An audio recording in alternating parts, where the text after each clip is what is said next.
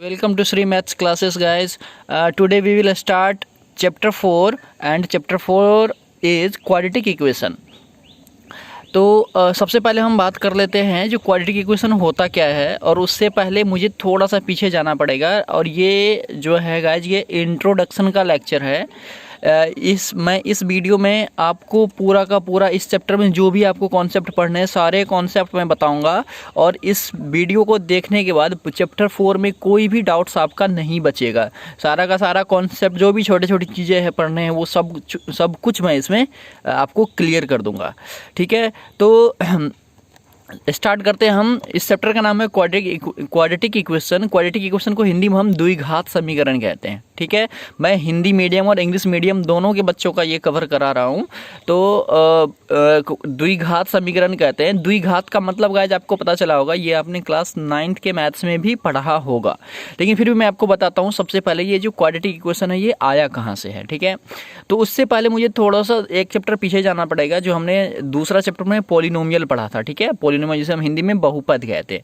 तो पॉलिनोमियल का general form मैंने आपको बताया था, जो भी कोई एक्सप्रेशन होता है उसका जो पावर होता है, ठीक है, स्क्वायर क्यूब जो होता है, पावर जिसे हम कहते हैं, वो डिक्रीजिंग ऑर्डर में होता है। जैसे मान लो मैंने लिख दिया, जैसे मान लो मैंने यहाँ पर लिख दिया कितना 25x का पावर 3 प्लस 2x का पावर 2 प्लस x का पावर x प्लस 1 है ना। इसका देखो पहले 3 था, फिर 2 है, फिर 1 था इसमें ना। इसका डिक्रीजिंग ऑर्डर में है। तो इस तरह के जो भी एक एक्सप्रेशन होता है उसे हम क्या कहते हैं, पॉलिनोमियल कहते हैं। तो हमें अभी पॉलिनोमियल के बारे में इसमें मैं बस ये द्विघात समीकरण कहाँ से है वो बता रहा हूँ। पॉलिनोमियल हमने ऑलरेडी इससे पहले पिछले वाले चैप्टर 2 में पढ़ रखा है। तो सबसे पहले हम बात कर लेते हैं डिग्री का, जिसे हिंदी में हम घात कहते हैं, घात। तो डिग्री क्या होता है ये मैंने पॉलिनोमियल के लेक्चर में और कोफिशिएंट भी मैंने बताया था, लेकिन मैं फिर भी मैं शॉर्ट में इसमें बताता हूँ। डिग्री क्या होता है, जैसे मान लो यहाँ पर हमारा एक्सप्रेशन है x² + 2x + 3 = 0। ठीक है, जैसे मान लो मेरा एक्सप्रेशन है 3x का पावर 5 + 9x का पावर 4 + 2 = 0। ठीक है, तो इसमें जो डिग्री होगा इसमें डिग्री 2 होगा। ठीक है, डिग्री = 2 मतलब घात कहते हैं इंग्लिश में, हम इसको घात कहेंगे। घात जो है इसका 2 होगा। क्यों? तो किसी भी एक्सप्रेशन का जो सबसे हाईएस्ट पावर होता है उसको हम डिग्री कहते हैं। ठीक है, इसमें डिग्री क्या हो जाएगा 5 है ना, इसका आ जाएगा 5। ठीक है, मान लो एक एक्सप्रेशन मैं ले लेता हूँ यहाँ पर 2x + 3, इसका डिग्री क्या होगा, इसका डिग्री यहाँ इसके ऊपर कुछ नहीं है तो 1 है। गाइज हम वेरिएबल के पावर देखेंगे, इसमें वेरिएबल का हम देखेंगे जो इसका पावर कुछ है या नहीं है। तो इसका पावर यहाँ पर 1 है, कुछ नहीं है। तो ठीक है, अगर मान लो आपसे पूछ लिया ये कांस्टेंट दे दिया 3, बताओ इसका क्या होगा, तो इसका क्या होगा, इसका 0 होगा डिग्री, है ना। ये चीज़ आपको पता होगा। देखिए उसके बाद कोफिशिएंट की बात कर लेते हैं। मान लो मैंने एक्सप्रेशन लिख दिया 2x + 3, इसमें बताओ जो x का कोफिशिएंट क्या है। तो x का कोफिशिएंट क्या है, x के साथ जो मल्टीपल होता है, गुणांक, x के साथ जो गुणांक है, जो गुणा के फॉर्म में लिखा हुआ है उसको हम कोफिशिएंट कहते हैं, यानी कि x का कोफिशिएंट 2 हो गया।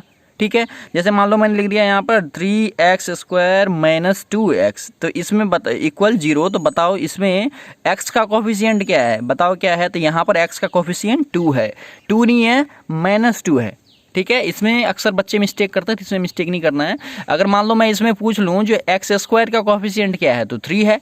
x² का अगर मैं पूछूंगा तो ये कोफिशिएंट देखूंगा, अगर x का पूछूंगा तो ये कोफिशिएंट देखूंगा। ठीक है, जिसे हम गुणांक कहते हैं। तो आई होप आपको डिग्री और कोफिशिएंट भी समझ में आ गया होगा। देखो टर्म क्या होता है, टर्म मैं बताता हूँ। जैसे मान लो मैंने लिख दिया एक 2x, ठीक है, 2x + 3, मैंने लिख दिया यहाँ पर 3x² + 2x + 1। ठीक है, तो देखो ये एक्सप्रेशन होता है एक तरह का। देखो इसमें इसको हम एक टर्म कहेंगे, 1 टर्म, यानी कि एक पद कहते हैं, और इसे इंग्लिश में हम मोनोमियल कहते हैं। ठीक है, ये 2x + 3 है, इसमें 2 टर्म है, 2 पद है इसमें, एक ये हो गया और एक ये हो गया, 2 पद है। ये आपको दिख रहा है 2 पद है, तो इसे हम बायनोमियल कहते हैं, जिसे हम हिंदी में द्विपद कहते हैं। ठीक है, इसमें देखो ये 1 पद, 2 पद और 3 पद, इसमें टोटल 3 पद है, तो इसे हम ट्राइनोमियल कहते हैं, जिसे त्रिपद कहते हैं इंग्लिश में। ठीक है, आपको समझ में आ रहा होगा। जैसे मान लो इसमें कितना पद है, ये 1 2 3 पद है इसमें, ठीक है, 4 पद 5 पद जो भी हो वो टर्म के, इसको हम टर्म कहते हैं या फिर पद कहते हैं, ठीक है। तो ये टर्म भी आपको समझ में आ गया होगा। अब हम गाइस बात कर लेते हैं टाइप्स ऑफ पॉलिनोमियल का। तो अगर मैं पॉलिनोमियल का, देखो ये भी पॉलिनोमियल के टाइप्स थे, ये जो मोनोमियल, बाइनोमियल और ट्राइनोमियल था ये भी पॉलिनोमियल के टाइप था, लेकिन on the basis of term पे था। अब जो हम बात करने वाले हैं वो है on the basis of degree. अब हम डिग्री की बात करने वाले, डिग्री आपको पता होगा, ठीक है। तो मैं अभी इसमें बताता हूँ। सबसे पहले है कांस्टेंट पॉलिनोमियल।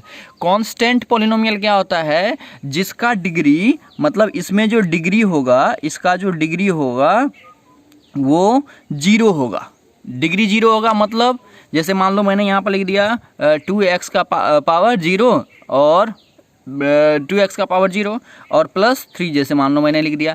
तो किसी भी वेरिएबल का पावर 0 क्या होता है? उसका वैल्यू क्या होता है? उसका वैल्यू 1 होता है। तो यानी कि ये हो जाएगा 2 × 1, 2x का पावर 0 यानी कि ये 1 हो गया, और +3, तो 3 ये आ जाएगा 3 + 3 = 6, ये 6 आ गया। और 6 क्या है? हमारा कांस्टेंट है, इसलिए हम इसको कांस्टेंट पॉलिनोमियल कहते हैं, ठीक है। कांस्टेंट पॉलिनोमियल कहते हैं। समझ में आया आपको? ठीक है। कोई भी एक्सप्रेशन का अगर डिग्री 0 होगा, किसी भी एक्सप्रेशन का अगर डिग्री, उसे हम कांस्टेंट पॉलिनोमियल कहेंगे, ठीक है।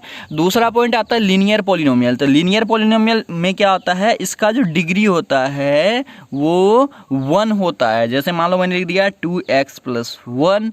देखो इसमें वेरिएबल है, ये है ना, ये वेरिएबल है ना, वेरिएबल का पावर कितना है? 1 है, कुछ भी नहीं है तो, है ना। जैसे मैंने लिख दिया मैंने 3x + 2, ठीक है, ये हो गया। इसमें वेरिएबल है x का पावर क्या है? 1 है।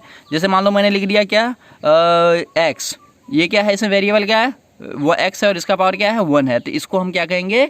Linear polynomial. भले ही इसका टर्म कितना भी हो, उससे कोई मतलब नहीं है, बस इसका डिग्री होना चाहिए 1, ठीक है। तो इसे हम लीनियर पॉलिनोमियल कहते हैं। अब हम बात कर लेते हैं क्वाड्रेटिक पॉलिनोमियल, जिसे हम क्वाड्रेटिक इक्वेशन भी कहते हैं, ठीक है।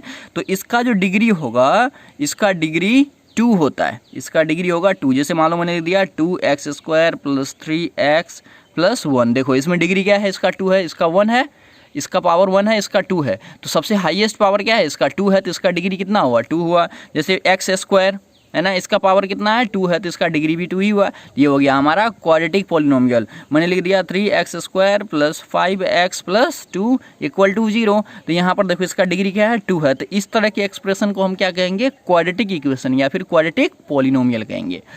एक होता है क्यूबिक पॉलिनोमियल। तो क्यूबिक पॉलिनोमियल जिसका डिग्री 3 हो, जिसका डिग्री 3 हो, उसको हम कहेंगे क्यूबिक पॉलिनोमियल, ठीक है।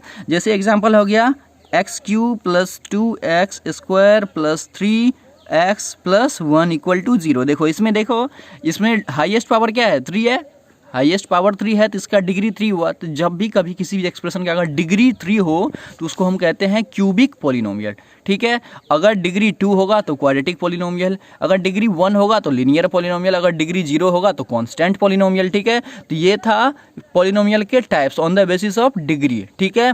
अब गाइस देखो, तो यही था क्वाड्रेटिक इक्वेशन और यही हमें पढ़ना है, ठीक है। तो ये मैंने अभी आपको बेसिक बताया जो क्वाड्रेटिक पॉलिनोमियल आया कहाँ से है, ठीक है। ये इसका इंट्रोडक्शन मैंने अभी बताया है। तो अब देखो, अब यहाँ से आपका स्टार्ट होता है। यहाँ पर लिखा मैंने क्वाड्रेटिक इक्वेशन, ठीक है। क्वाड्रेटिक इक्वेशन कह दो या क्वाड्रेटिक पॉलिनोमियल कह दो, बात एक ही है।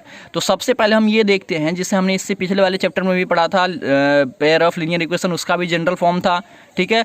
उसी तरीके से इसका भी एक जनरल फॉर्म होता है। क्वाड्रेटिक इक्वेशन का जनरल फॉर्म होता है ax² + bx + c = 0, ठीक है। ax² + bx + c, इसका डिग्री 2 है ना क्वाड्रेटिक इक्वेशन के फॉर्म में। तो ये इसका जनरल फॉर्म होता है, general form of quadratic equation ये होता है। एग्जांपल मैं बताता हूँ। यहाँ पर a b c की जगह पर कोई कांस्टेंट होगा। जैसे मान लो मैंने दिया 2x² + 3x + 1 = 0। तो ये आ गया आपका क्वाड्रेटिक इक्वेशन का जनरल फॉर्म। तो गाइस यहाँ से आप ए बी सी का वैल्यू निकाल सकते हो। जैसे यहाँ पर ए का वैल्यू क्या हो जाएगा?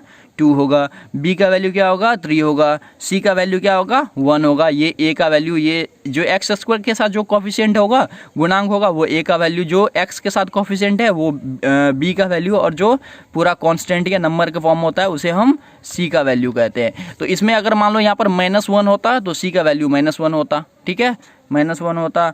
अगर मान लो यहाँ पर -3x होता तो बी का वैल्यू -3 होता। तो आई होप आपको यहाँ तक समझ में आया होगा। अब हम नेक्स्ट टर्म की बात करते हैं। उसके बाद इसमें कुछ बेसिक फार्मूला है जो आपको याद करना है, और ये तो आई होप आपको याद ही होगा, क्योंकि देखो a प्लस बी का होल स्क्वायर क्या होता है, A square plus B square plus 2ab होता है, और a माइनस बी का होल स्क्वायर क्या होता है, A square plus B square minus 2ab, ठीक है। उसके बाद x प्लस वाई का होल क्यू या फिर a प्लस बी का होल क्यू कह दो, तो इसका फॉर्मूला ये होता है X cube plus Y cube plus 3x square Y plus 3xy square, ये इसका फॉर्मूला होता है, ठीक है। अभी देखो इसको आप एक और फॉर्मूला लिख सकते हो, कैसे, जैसे मान लो मैंने लिख दिया यहाँ पर X cube plus Y cube, आप देखो प्लस क्या करेंगे, इसमें से 3xy कॉमन ले लूँगा, इन दोनों में से 3xy कॉमन ले लिया, तो यहाँ पर एक x बचा और प्लस यहाँ पर एक y बचा, ठीक है। तो आप इस फॉर्मूले का भी यूज कर सकते हो, चाहे इसका कर लो चाहे इसका कर लो, दोनों एक ही फॉर्मूला है, ठीक है। उसके बाद x माइनस वाई का होल क्यू, ठीक है, x माइनस वाई का होल क्यू, तो इसका भी देखो X cube minus Y cube minus 3x square Y plus 3xy square है, ठीक है। तो इसका भी आप थोड़ा सा सॉल्व कर सकते हो, कैसे, जैसे X cube minus Y cube हो गया और माइनस 3x, आप 3xy कॉमन ले लो, तो यहाँ पर क्या बच गया, x और माइनस y बचा, ठीक है। तो ये भी आपका एक फॉर्मूला हो गया। तो इसको भी मैंने सॉल्व करके लिख दिया, चाहे तो आप ये फॉर्मूला यूज़ कर लो, चाहे तो आप ये यूज़ कर लो, ठीक है। एक और फॉर्मूला है जो आपने 9th में पढ़ा होगा, जो x प्लस ए और into X plus B equal to X square plus A plus B into X plus A B होता है, ठीक है। ये इतना फॉर्मूला है। और गाइस इसको करने का ना एक और तरीका होता है, कैसे तरीका होता है, जैसे मान लो एक्स प्लस ए है, यहाँ पर एक्स प्लस 1 या 2 कुछ कॉन्स्टेंट का वैल्यू होगा, ठीक है, और यहाँ पर x प्लस बी है, तो इसको आप डिस्ट्रीब्यूशन प्रॉपर्टी से भी सॉल्व कर सकते हो, जैसे कैसे, ये हो जाएगा x इंटू हो जाएगा x प्लस बी, और बीच में प्लस है तो प्लस, यहाँ पर a लिख दिया मैंने, और a इंटू हो जाएगा x प्लस बी। तो आप इस तरीके से भी इसको फिर यहाँ पर मल्टीप्लाई करके सॉल्व कर सकते हो, ठीक है। अब गाइस देखो, अभी जो इसमें जो है आपको टोटल 3 मेथड आपको पढ़ने हैं। 3 मेथड से ये जो क्वाड्रेटिक इक्वेशन है ये सॉल्व होता है। सबसे पहला है फैक्टराइजेशन मेथड, जिसे हिंदी में हम गुणनखंड विधि कहते हैं, ठीक है। फैक्टराइजेशन मेथड जिसे हम हिंदी में गुणनखंड विधि कहते हैं। दूसरा मेथड है डिस्क्रिमिनेट मेथड, जिसे हम विविक्तर कहते हैं हिंदी में, ठीक है, और या फिर क्वाड्रेटिक फार्मूला, ये दोनों का मतलब एक ही होता है, डिस्क्रिमिनेट मेथड या फिर क्वाड्रेटिक फार्मूला, जिसे द्विघाती सूत्र हम कहते हैं हिंदी में। तो दूसरा मेथड ये हो गया क्वाड्रेटिक फार्मूला, और तीसरा मेथड है completing the square method, completing the square method, जिसे हम कहते हैं पूर्ण वर्ग बनाने की विधि, पूर्ण वर्ग बनाने की विधि। तो अभी मैं सबका एक एक एग्जाम्पल करके बताऊंगा और आपको समझाऊंगा, तो आप ध्यान से देखना, क्योंकि अभी जो है इससे बाहर कोई भी चीज़ आपको नहीं पूछा जाएगा, कोई भी चीज़ें बाहर इसमें कॉन्सेप्ट नहीं है इस चैप्टर में, ठीक है। तो बस इतना सा आप समझ लेना, आपका पूरा का पूरा जो 4th चैप्टर है वो सब इजीली समझ में आ जाएगा। तो सबसे पहले हम बात कर लेते हैं फैक्टराइजेशन मेथड से। तो फैक्टराइजेशन मेथड जो है मैंने लेके आया गुणनखंड विधि, गाइस ये मैंने आपको इससे पहले भी पढ़ा रखा है। इसमें क्या है, फर्स्ट एंड थर्ड टर्म को हम मल्टीप्लाई करके लिखते हैं, मतलब मिडल टर्म स्प्लिटिंग मेथड है, ठीक है, मिडल टर्म स्प्लिटिंग मेथड, इसी को हम फैक्टराइजेशन मेथड भी कहते हैं, यानी कि गुणनखंड विधि। तो हम क्या करते हैं, सबसे पहले इन दोनों को मल्टीप्लाई करते हैं, तो इन दोनों को मैंने अगर मल्टीप्लाई करा तो आ जाएगा -10x स्क्वायर। इसको अब हम 2 पार्ट्स में करते हैं, इसको 2 पार्ट्स में इस तरीके से करते हैं कि आपका जो ये मतलब इन दोनों को अगर मैं मल्टीप्लाई करूँ, जैसे मान लो मैंने यहाँ पर लिख दिया क्या, मैंने यहाँ पर लिख दिया 2x और यहाँ पर लिख दिया मैंने 5x -5x। तो इन दोनों को अगर मैं मल्टीप्लाई करूँ तो 5 2 10 -10x स्क्वायर हो जाएगा, और 2x में से अगर मैं 5x को माइनस करूँगा तो -3x हो गया, ठीक है। मतलब ये जो इन दोनों को मल्टीप्लाई करने के बाद मैंने साइड में लिखा तो -10x स्क्वायर हुआ, और -10x स्क्वायर को हमें इस तरीके से 2 पार्ट्स में डिवाइड करने हैं, जो इन दोनों को अगर मैं मल्टीप्लाई करूं तो ये इसके इक्वल होना चाहिए, और इन दोनों को अगर मैं प्लस या माइनस करूं, देखो यहाँ पर प्लस है यहाँ पर माइनस है, तो प्लस माइनस माइनस हो रहा है, तो माइनस करने के बाद इसका बीच वाला जो टर्म है वो उतना आना चाहिए। अगर ये कंडीशन आपने फॉलो कर दिया तो आपका सवाल बहुत ही ईजिली बन जाएगा। तो अब मैं क्या करूँगा, फर्स्ट टर्म को ऐसे लिख देता हूँ, ठीक है, और प्लस 2x, ठीक है। देखो बस बीच वाले टर्म को चेंज करना है, इसको चेंज करना है बस, तो प्लस 2x और -5x। देखो आप खुद देखो, 2x में से अगर 5x जाएगा तो -3x ही होगा ना, बस मैंने इसी को 2 पार्ट में लिख दिया, और इस तरीके से लिखा है जो इन दोनों को मल्टीप्लाई करके -10x स्क्वायर आ जाए, मतलब इन दोनों के मल्टीप्लाई के इक्वल आ जाए। तो यहाँ पर -10 एज इट इज मैंने उतार दिया, यहाँ पर 0 आ गया, ठीक है। तो अब देखो आप क्या करेंगे, इन दो का पेयर बनाएंगे, दो का पेयर बनाएंगे तो ये x हो गया, तो यहाँ पर बच गया आपका, इसमें से x मैंने कॉमन ले लिया, ठीक है, इन दोनों में से x कॉमन लिया तो यहाँ पर एक x बचा और प्लस x कॉमन आ गया तो 2 बचा, ठीक है। इसमें से क्या करूँगा मैं, -5 कॉमन ले लूँगा, दोनों में से -5, तो -5 कॉमन लिया तो यहाँ पर x बच गया और यहाँ पर माइनस भी कॉमन आ गया तो प्लस हो गया और 5 2 जा 10 होता है तो 2 बच गया, यहाँ पर इक्वल टू 1 हो गया। अब देखो x+2 और x+2 भी कॉमन आ रहा, तो मैं सबसे पहले x+2 लिख देता हूँ इक्वल टू, और इक्वल में क्या आ जाएगा, देखो सॉरी x+2 लिखा है तो बच क्या गया, x-5 बचा, तो यहाँ पे लिख दोगे आप x-5, ठीक है, x-5 बचा हुआ है ना, x-5, तो ये मैंने यहाँ पर लिख दिया, इक्वल टू आ गया 0, ठीक है। अब आप क्या करते हो, एक बार इसके इक्वल 0 लिखोगे, एक बार इसके इक्वल 0 लिखोगे, तो एक बार लिख दिया मैंने x+2 इक्वल 0 और x-5 इक्वल 0, एक बार इसके इक्वल 0, एक बार इसके इक्वल 0, यहाँ से सॉल्व हो जाएगा, तो यहाँ से x इक्वल -2 आ गया, ठीक है, और यहाँ पर x इक्वल +5 आ जाएगा, ठीक है। तो ये दो आंसर आ गया हमारा, मतलब फैक्टराइजेशन मेथड से मैंने एक सवाल सॉल्व कर दिया, ठीक है। अब देखो, अब इसका दूसरा मेथड है जो हम क्वाड्रेटिक फार्मूला कहते हैं, ठीक है।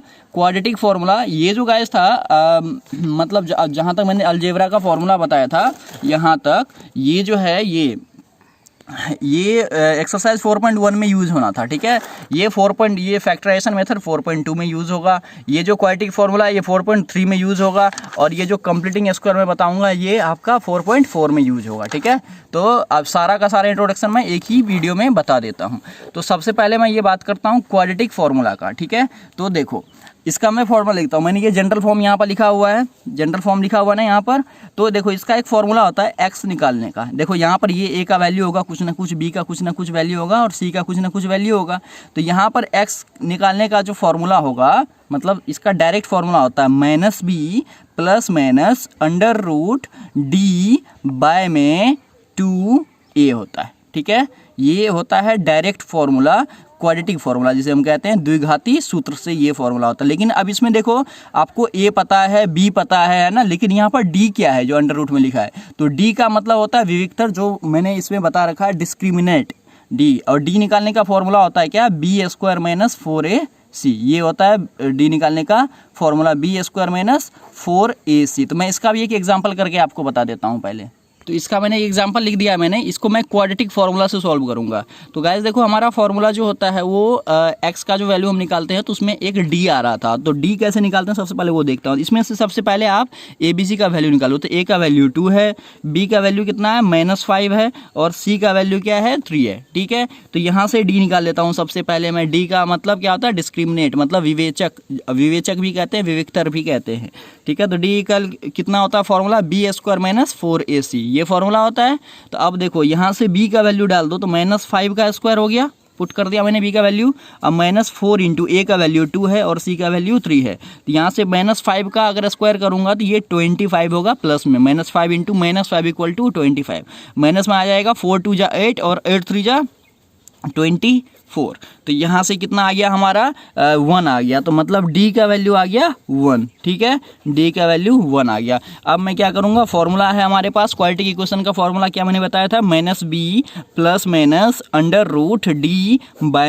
√d/2a। अब यहाँ से आप क्या करोगे, वैल्यू पुट कर दो, तो मैंने यहाँ पर माइनस, और b का वैल्यू कितना है, b का वैल्यू है -5, तो यहाँ पर ऑलरेडी माइनस पहले लगा था, b का वैल्यू भी -5 है, तो मैं यहाँ पर -5 लगा देता हूँ। अब देखो प्लस माइनस √1 और बाय में 2 इंटू a का वैल्यू क्या है 2 है, ठीक है। a का वैल्यू देखो यहाँ पर सारा जो वैल्यू मैंने लिखा है ना वही वैल्यू मैंने पुट करा है। यहाँ पर a का वैल्यू 2 है, b का वैल्यू -5 और d का वैल्यू 1 अभी अभी हमने निकाला था, ठीक है। तो यहाँ से देखो माइनस माइनस प्लस हो जाएगा, मतलब ये 5 हो जाएगा, माइनस माइनस मल्टीप्लाई होगा तो सिर्फ 5 होगा।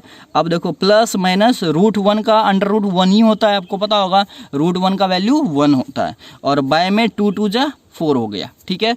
अब गाइज आप क्या करोगे, ये सारा x का वैल्यू निकल रहा है, अब आप क्या करोगे, इसमें प्लस माइनस दोनों है, तो एक बार प्लस लेकर के सॉल्व करोगे, एक बार माइनस लेकर के सॉल्व करोगे, तो आपका आंसर आ जाएगा, ठीक है। तो आप क्या करो, x इक्वल, एक बार मैं क्या लेता हूँ, प्लस वाला साइन लेता हूँ, तो 5 + 1 बाय में 4, तो यहाँ से क्या आ गया, यहाँ से आ गया 5 + 1 यानी कि ये आ गया 6/4, तो 2 2 जा 4 और 2 3 जा 6, तो यहाँ से x का वैल्यू क्या आ गया, एक हमारा 3/2, एक ये वैल्यू आ गया। और उसके बाद देखो मैं एक बार ले लेता हूँ x इक्वल, अब मैं निगेटिव साइन लेता हूँ, अभी मैंने पॉजिटिव लिया था, अब मैं एक बार निगेटिव ले लूँगा, तो 5 - 1 5 - 1 हो जाएगा ना एक बार, और बाय में 4, तो यहाँ से x इक्वल कितना आ गया, 5 में से 1 गया तो ये बच गया आपका 4, और बाय में 4 यहाँ से कैंसिल हो गया तो 1 आ गया, यानी कि x का वैल्यू 1 आ गया। इससे भी आपका 2 वैल्यू x का वैल्यू आ गया है, ठीक है। तो अभी हम इसका ये आई होप आपको ये क्वाड्रेटिक फार्मूला जो मैंने अभी आपको बताया द्विघाती सूत्र, ये आपको समझ में आ गया होगा। अब लास्ट फार्मूला हम देखते हैं, लास्ट मेथड, जिसका नाम है कंप्लीटिंग द स्क्वायर मेथड। तो थर्ड मेथड है कंप्लीटिंग द स्क्वायर मेथड, ठीक है, कंप्लीटिंग द स्क्वायर मेथड मतलब पूर्ण वर्ग बनाने की विधि। तो मैं अभी आपको बताता हूँ, ये भी बहुत ही इजी है, लेकिन आप इसके बस इसमें टोटल 3 स्टेप्स है, वो 3 स्टेप्स को आप ध्यान से देखना, इजीली आपको समझ में आ जाएगा, ठीक है। तो मैं अभी आपको इसको बताता हूँ। देखो इसका सबसे पहला स्टेप क्या होगा, इसका पहला स्टेप ये होता है, जो यहाँ जो एक्स स्क्वायर के साथ जो कोफिशिएंट है, जो भी एक्स स्क्वायर के साथ कोफिशिएंट है, इसको सबसे पहले आपको हटाना है, ठीक है।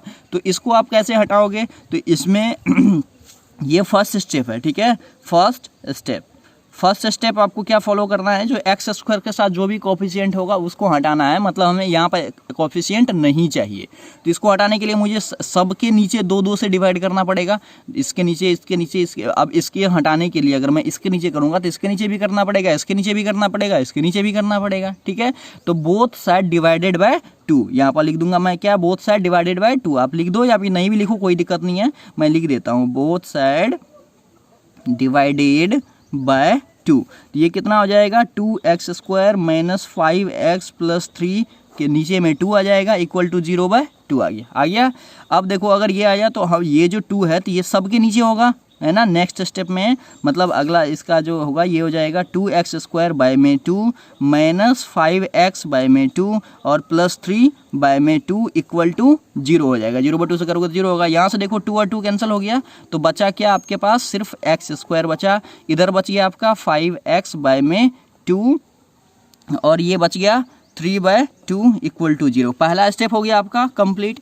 दूसरे स्टेप में क्या करना है, ये जो कांस्टेंट टर्म है इसको इधर शिफ्ट कर देना है, ठीक है। दूसरे स्टेप में क्या करना है, सेकेंड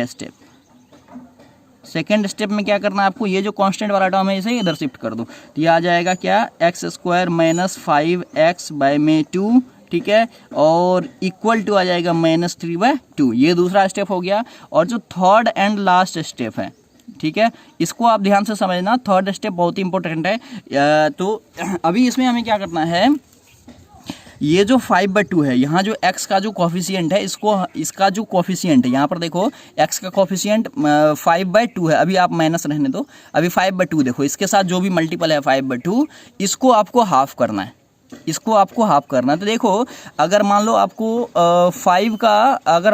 5 का हाफ करना होता तो आप क्या करते हो, इसे 2 से डिवाइड करते हो, यानी कि इसको मैं ऐसे भी तो लिख सकता हूँ 5 × 1/2 लिख सकता हूँ ना, 5 × 1/2। जैसे मान लो आपको 4 को डिवाइड करना, 4 का आधा करना होता है, तो आप क्या करते हो, तो इसका क्या करते हो, इसका 2 कर देते हो, यानी कि 4 × 1/2 करते हो, तो 2 × 2 = 4 हो गया, तो ये 2 आ गया ना, 4 का हाफ 2 ही होता है। तो मतलब इसका जो कोफिशिएंट है 5/2, इस 5/2 को आपको हाफ करके लिखना है। इसका हाफ क्या होगा 5/2 को, तो 5/2 को क्या करोगे आप 1/2 से मल्टीप्लाई कर दोगे, तो ये कितना आ जाएगा 5/4 आ गया, है ना। 5/2 का हाफ 5/4 होता है। तो सबसे पहले आप क्या करो, ये स्टेप लिख दो, एक्स स्क्वायर माइनस 5/2x। अब आपको क्या करना है, एक बार आपको प्लस कर देना 5/4 के स्क्वायर का, और एक बार आपको माइनस कर देना, ये रफ वर्ड था, एक बार आपको माइनस कर देना है 5/4 का स्क्वायर का, और इक्वल टू -3/2 इधर तो है ही, ठीक है, -3/2 इधर तो लिखा ही है। समझ में आया। ये थर्ड स्टेप में बताता हूँ क्या करा मैंने। ये x का जो कोफिशिएंट है 5/2, अभी माइनस को छोड़ दो, आप सिर्फ 5/2 देखो, ठीक है। 5/2 जो है, 5/2 का आपने हाफ करा। सबसे पहले मैंने ये दोनों स्टेप तो यहाँ पर फिलहाल लिख दिया है ना, ये दोनों स्टेप तो जैसे था वैसे मैंने लिख दिया है। मतलब इसको करा क्या हमने, क्यों करा यहाँ पर, तो 5/2 को पहले हाफ करा तो 5/4 हो जाएगा। तो 5/4 का स्क्वायर से एक बार मैंने प्लस कर दिया, एक बार मैंने माइनस कर दिया। तो आप देखो ये दोनों कैंसिल होकर तो 0 ही हो रहा है ना, क्या फ़र्क पड़ रहा है इसमें, ये दोनों जब कैंसिल हो जाएगा तो ये तो 0 ही बच गया, तो कोई फ़र्क ही नहीं पड़ रहा है। तो हम इसको कर सकते हैं ना, प्लस माइनस तो कर ही सकते हैं, ये इसका मतलब तो 0 ही हुआ। लेकिन मैंने इसको क्यों करा, क्योंकि हमें एक स्क्वायर बनाना है, इसका कंप्लीटिंग द स्क्वायर मेथड, वर्ग करना है। तो इसीलिए इस मेथड का नाम है कंप्लीटिंग द स्क्वायर मेथड। अभी इस मेथड से भी एक्स और वाई का वैल्यू सेम ही आएगा। कैसे, देखो ये चीज़ मैंने यहाँ पर कर दिया। अब आप क्या करो, अब आपको क्या करना है, ये वाला जो स्टेप है ये वाला, इसको इधर शिफ्ट कर दो, ठीक है। एक और पॉइंट है बस इसमें, इसको इधर क्या करो, इसको इधर शिफ्ट कर दो। या फिर उससे पहले देखो, अब आप क्या करना, ये तीनों टर्म को देखो आप, सिर्फ ये इसको ये तीन टर्म्स को देखो। आपका इसमें एक फॉर्मूला बन रहा है। क्या फॉर्मूला बन रहा है मैं बताता हूँ। एक्स माइनस, देखो यहाँ पर पहले एक्स माइनस 5/4 का आपका होल स्क्वायर बन रहा है, ठीक है। मैं आपको बताता हूँ ये यहाँ पर कैसे बना। सबसे पहले मैं इसको सॉल्व कर लेता हूँ, एक्स माइनस 5/4 का होल स्क्वायर। तो मैंने यहाँ पर लिख दिया एक्स माइनस 5/4 का होल स्क्वायर। देखो इसको सॉल्व करता हूँ मैं, तो इसको सॉल्व करूँगा तो ए माइनस बी का होल स्क्वायर, तो ए स्क्वायर हो गया एक्स स्क्वायर, ठीक है, प्लस बी स्क्वायर, तो 5/4 का होल स्क्वायर आ गया, ठीक है। और माइनस 2a भी होता है, तो 2 इंटू एक्स इंटू ये ए का वैल्यू ए और बी का वैल्यू आ गया 5/4। तो यहाँ से 2 1 जा 2 और 2 2 जा 4। तो इसको सॉल्व करो तो ये आ गया एक्स स्क्वायर प्लस 5/4 का होल स्क्वायर, और माइनस देखो यहाँ पर आ जाएगा 5x/2। यहाँ पर 5 और x, तो 5x और नीचे में 2 है तो 2। अभी देखो यही चीज़ मैंने उधर लिखा हुआ, और इसी के इक्वल मैंने ये चीज़ लिखा। देखो एक्स स्क्वायर प्लस 5/4 का होल स्क्वायर, यहाँ देखो एक्स स्क्वायर प्लस 5/4 का होल स्क्वायर और माइनस 5/2 का एक्स, यही था ना। यहाँ पर देखो एक्स स्क्वायर प्लस 5/4 का स्क्वायर माइनस 5/2 एक्स, ठीक है ना। बस इसको, ये इसका टर्म आगे पीछे है उससे कोई फर्क नहीं पड़ता, यही ले। तो इसीलिए मैंने इसको सॉल्व करके ये लिख दिया था। अब देखो इसको डायरेक्ट कैसे, ट्रिक से हम कैसे करेंगे। सबसे पहले इसका जो पहला टर्म होगा उसका स्क्वायर हटा दिया मैंने, सिर्फ एक्स लिखा। इसका पहला टर्म का मैंने एक्स लिखा। उसके बाद इसका जो थर्ड टर्म है ये वाला टर्म, इसका भी स्क्वायर हटा करके 5/4 कर दिया और कंप्लीट का होल स्क्वायर लिख दिया। अब यहाँ पर माइनस ही मैंने क्यों लिखा, क्योंकि यहाँ पर माइनस है। अगर यहाँ पर प्लस होता तो यहाँ भी प्लस लिखता, यहाँ माइनस है, मैंने इसीलिए माइनस लिखा, ठीक है। तो अगला टर्म क्या है, ये माइनस 5/4, ये तो बचा ही है ना, माइनस 5/4 का whole square equal to minus 3/2, ठीक है।